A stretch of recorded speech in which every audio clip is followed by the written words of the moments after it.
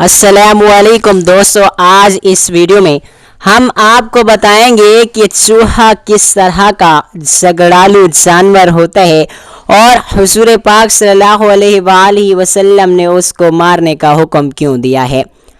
और उसका शैतान के साथ क्या रिश्ता है और हुजूर अकरम सल्लल्लाहु अलैहि वसल्लम ने ये क्यों इरशाद फरमाया कि जब तुम लोग रात को सोने लगो तो अपना चिराग बुझा देना, मोमबत्ती वगैरह बुझा दिया करो। या किस कौम की तरह इस चूहे की शक्ल बिगड़ी हुई है और लोग किस चूहे की नाफ बांधते हैं और क्यों बांधते हैं और शरीयत का इसके बारे में क्या कहना है और इसका झूठा खाने से कौन सी बीमारी पैदा होती है और ऐसा कौन सा तरीका है कि जिससे हम चूहों को ख़त्म कर सकते हैं या अपने घरों से उनको भगा सकते हैं। और अगर कोई शख्स चूहे को अपने ख्वाब में देखे तो उसकी ताबीर क्या होगी, यानी इसका मतलब क्या निकलेगा। मेरे दोस्तों, इन सारी बातों को जानने के लिए हमारी इस वीडियो को पूरा आखिर तक ज़रूर देखिएगा। तो दोस्तों, जानवरों के डॉक्टरों ने बताया कि चूहे कई किस्म के होते हैं, जैसे कि कौन, चकंदर, यारबू, जैतून, नजद और फरकुल अलाबिल वगैरह। मगर आज की इस वीडियो में हम सिर्फ उन चूहों की बात करेंगे जो कि ज़्यादातर घरों में पाए जाते हैं। मेरे दोस्तों, जानवरों के डॉक्टरों का कहना है कि चूहे से बढ़कर और कोई झगड़ालू जानवर नहीं हो सकता। चूहा ना किसी छोटे को बख्शता है ना किसी बड़े को। चूहे के सामने जो कुछ भी आता है ये उसको तबाह और बर्बाद कर देता है। चूहे के झगड़ालू होने के बारे में एक बात ये भी कही जाती है कि जब ये किसी ऐसे तेल या बोतल के पास आता है जिसमें उसका मुंह नहीं पहुंच पाता तो ये इसमें अपनी मूछ डाल लेता है और अपनी पूंछ को भिगो लेता है, फिर इसको चूस लेता है और इसी तरह से ये सारा तेल खत्म कर देता है। मेरे दोस्तों, इसके झगड़ालू होने की वजह से ही हुजूर पाक सल्लल्लाहु अलैहि वसल्लम ने इसको मार डालने का भी हुक्म दिया है, चाहे आप एहराम बांधे हुए हरम शरीफ में ही क्यों ना हो या एहराम के बगैर हो। हर हालत में हुजूर पाक सल्लल्लाहु अलैहि वसल्लम ने इसको मार डालने का हुक्म दिया है। और इसके अलावा हुजूर पाक सल्लल्लाहु अलैहि वसल्लम ने सांप, बिच्छू वगैरह को भी मार डालने का हुक्म दिया, क्योंकि जिस तरह चूहा झगड़ालू जानवर होता है उसी तरह सांप, बिच्छू भी झगड़ालू और नुकसान पहुंचाने वाले जानवर होते हैं। और एक वजह ये भी बताई जाती है कि इसने हजरत नूह इस्लाम की कश्ती की रस्सी काट दी थी, इसी वजह से उसको मारने का हुक्म दे दिया गया है। इमाम तहावी ने अपनी किताब शरह उल मानी उल आसार में यजीद बिन अबी हबीब की सन से लिखा कि उन्होंने हजरत अबू सईद खिदरी से पूछा कि चूहे को फासिक क्यों कहा जाता है, तो उन्होंने जवाब दिया कि एक रात हुजूर पाक सल्लल्लाहु अलैहि वसल्लम नींद से उठे तो देखा कि चूहे ने आप सल्लल्लाहु अलैहि वसल्लम के घर में आग जलाने के लिए चिराग की बत्ती उठा रखी है। तो आप सल्लल्लाहु ने उसको उठाकर मार डाला और एहराम वाले और एहराम के बगैर वाले हर शख्स को आपने इसको मारने का हुक्म दिया।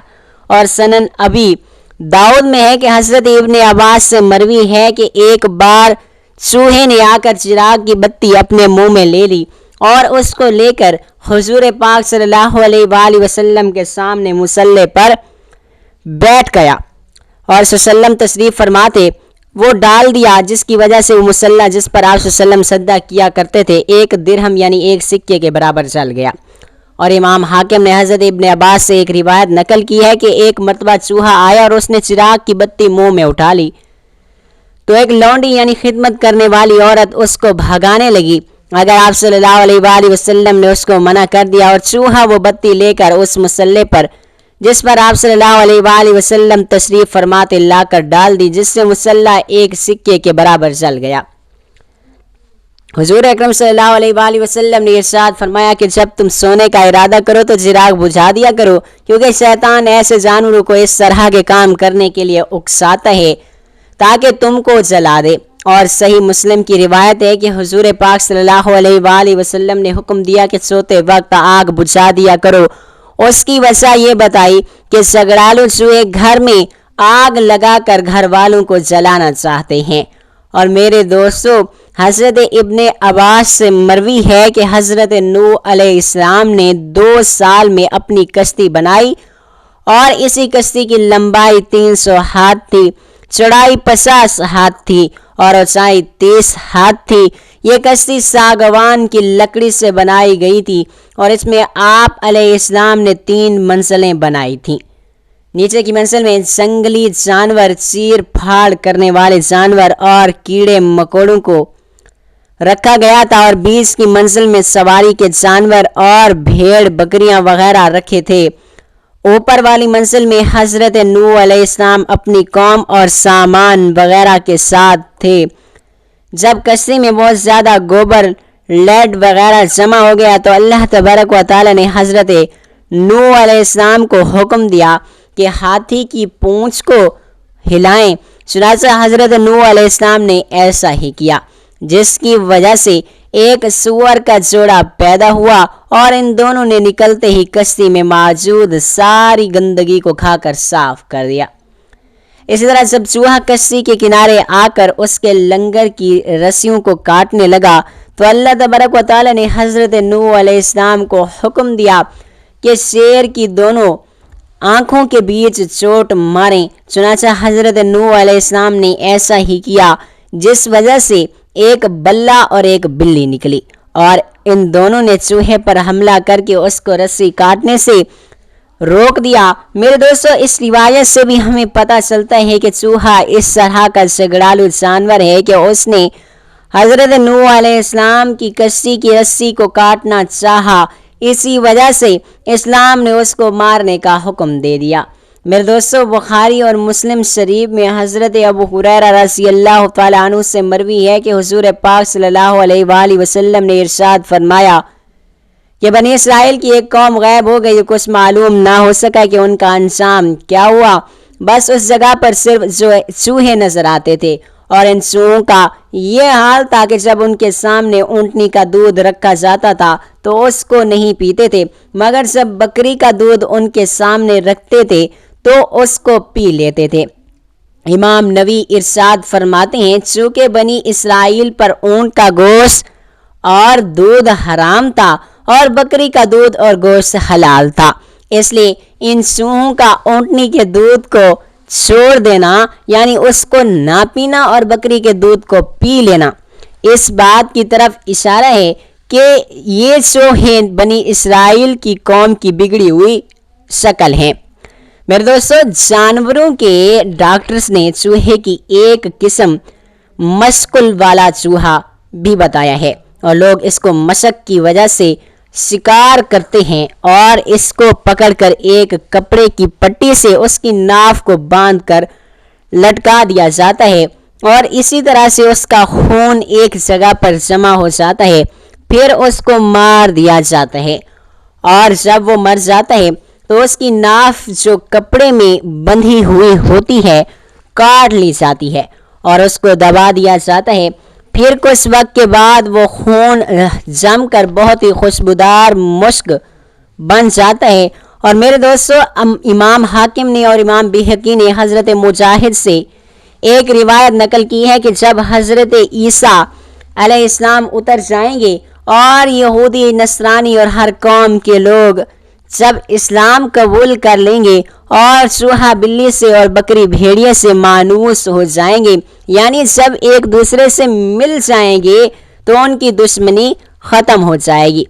اور چوہا تھیلی کاٹنا چھوڑ دے گا اور جتنی آپس میں دشمنی ہے وہ ختم ہو جائیں گی، تو یہ وہ وقت ہوگا کہ دین اسلام سارے مذہب پر غالب آ جائے گا، یعنی اس وقت صرف اور صرف مذہب اسلام کا بول بالا ہوگا۔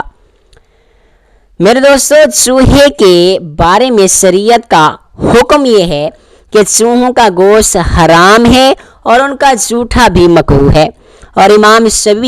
شعبی اور ابن زہری فرماتے ہیں کہ چوہوں کا جوٹھا کھانا مکروہ بھی ہے، اس لیے کیونکہ چوہوں کا جوٹا کھانے سے بھولنے کی بیماری پیدا ہوتی ہے۔ اور امام بخاری نے حضرت ابن عباس سے ایک روایت نقل کی ہے کہ حضرت میمونہ سے مروی ہے، حضرت میمونہ فرماتی ہیں کہ ایک بار گھی میں ایک چوہا گر گیا اور وہیں پر ہی مر گیا۔ حضور پاک صلی اللہ علیہ وآلہ وسلم سے اس کے بارے میں پوچھا گیا تو آپ صلی اللہ علیہ وآلہ وسلم نے فرمایا کہ چوہا اور اس کے آس پاس کے گھی کو پھینک دو اور باقی گھی کو استعمال کر لو۔ اگر بہنے والی چیز جیسے سرکہ، روغن، زیتون، پگھلا ہوا گھی اور دودھ اور شہد وغیرہ میں اگر کوئی ایسی چیز گر کر مر جائے تو اس کا کھانا بالکل ناجائز اور حرام ہے۔ لہذا تیل اور گھی کو چراغ میں استعمال کرنے کے بارے میں مشہور یہی ہے کہ اس کو استعمال کیا جا سکتا ہے۔ تو دوستو آئیے بات کرتے ہیں کہ ہم چوہوں کو اپنے گھروں سے کس طرح بھگا سکتے ہیں یا ان کو ختم کس طرح کر سکتے ہیں۔ میرے دوستو جانوروں کے ڈاکٹروں کا کہنا ہے کہ اگر آٹے میں کبوتر کی بیٹ یعنی کبوتر کا پاخانہ ملا کر چوہے یا کسی اور جانور کو کیا جائے تو وہ فوراً مر جائے گا۔ اگر پیاز کوٹ کر چوہے کے بل کے منہ پر رکھ دی جائے تو جو چوہا اس کو سونگے گا وہ فوراً مر جائے گا۔ اگر اونٹ کی پنڈلی کی ہڈی کو پیس کر پانی میں ملا دیا جائے اور وہ پانی چوہوں کی بل میں ڈال دیا جائے تو سب چوہے مر جائیں گے۔ اگر چوہے کو پکڑ کر اور اس کی پونچھ کاٹ کر گھر کے بیچوں بیچ میں دبا دی جائے جب تک وہ پونچھ دبی رہے گی اس گھر میں چوہے نہیں آئیں گے۔ اور اگر زیرہ، بادام اور نصروں کا دھواں چوہے کے بلوں کے پاس دبا دیا جائے تو فوراً سب کے سب چوہے مر جائیں گے۔ اگر کالی خچر کے سینگ کا دھواں دیا جائے تو سارے چوہے وہاں سے بھاگ جائیں گے۔ اور سم الالفار ایک قسم کی مٹی ہے جس کو عراق کے لوگ خراسان سے لاتے ہیں اور یہ چاندی کی دکانوں میں ملتی ہے اور یہ دو طرح کی ہوتی ہے، سفید اور پیلی۔ اگر اس مٹی کو آٹے میں ملا کر گھر میں ڈال دیں تو جو چوہا اس کو کھا لے گا وہ فوراً مر جائے گا اور اس مرے ہوئے چوہے کو جو بھی زندہ چوہا سونگھے گا وہ بھی مر جائے گا۔ اور میرے دوستو چوہے کو اپنے خواب میں دیکھنے کے بارے میں علماء مفکرین کا کہنا ہے کہ چوہے کو خواب میں دیکھنا بدکار عورت کو دیکھنا ہے، اور اس لیے کہ حضور پاک صلی اللہ علیہ وآلہ وسلم نے چوہوں کو فاسق کہا۔ کبھی اس کی تعبیر سینہ پیٹنے والے یہودی عورتوں سے دی جاتی ہے اور کبھی اس کی تعبیر چور ڈاکوؤں سے دی جاتی ہے، اور کبھی چوہے کو خواب میں دیکھنا رزق کے بڑھنے کی طرف اشارہ ہے۔ لہٰذا جو شخص خواب میں اپنے گھر میں چوہوں کو دیکھے تو اس کا رزق بڑھ جائے گا، کیونکہ چوہے اسی گھر میں رہتے ہیں جس گھر میں رزق زیادہ ہوتا ہے۔ اور جو شخص خواب میں یہ دیکھے کہ چوہے اس کے گھر سے نکل گئے ہیں تو اس کی تعبیر یہ ہے کہ اس کے گھر سے خیر و برکت و عافیت رزق ختم ہو جائے گا۔ واللہ رسول العالم، اور اللہ تبارک و تعالیٰ اور اس کے رسول صلی اللہ علیہ وآلہ وسلم سے زیادہ بہتر جانتے ہیں۔ اللہ تبارک و تعالیٰ سے دعا ہے کہ اللہ تبارک و تعالیٰ اور اس کے محبوب صلی اللہ علیہ وآلہ وسلم نے جن باتوں کا حکم دیا اس پر عمل کرنے اور جس سے منع کیا اس سے رک جانے کی توفیق عطا فرمائے، آمین یا رب العالمین۔